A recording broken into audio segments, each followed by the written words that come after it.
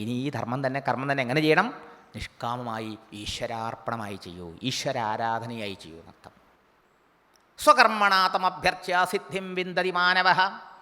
ഗീതയിൽ ഗീതാചാര്യൻ പറയാ, ഭഗവാൻ ശ്രീകൃഷ്ണൻ, യഥ പ്രവൃത്തി ഭൂതാനാം യേന സർവമിതം തദം സ്വകർമ്മണാതമഭ്യർച്ച്യ സിദ്ധിം വിന്ദതി മാനവ.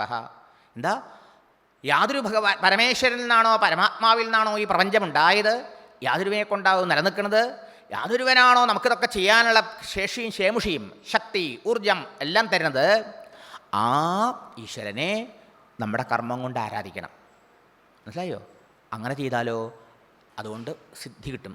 സിദ്ധി എന്ന് പറഞ്ഞാലോ, ആദ്യത്തെ സിദ്ധി ഭൗതിക അഭിവൃദ്ധി, രണ്ടാമത്തെ സിദ്ധി മനഃശുദ്ധി, മൂന്നാമത്തെ സിദ്ധി സത്യസാക്ഷാത്കാരം അല്ലെങ്കിൽ ആത്മസാക്ഷാത്കാരം അല്ലെങ്കിൽ ഭഗവത് സാക്ഷാത്കാരമാകുന്ന ശാശ്വത ശാന്തി.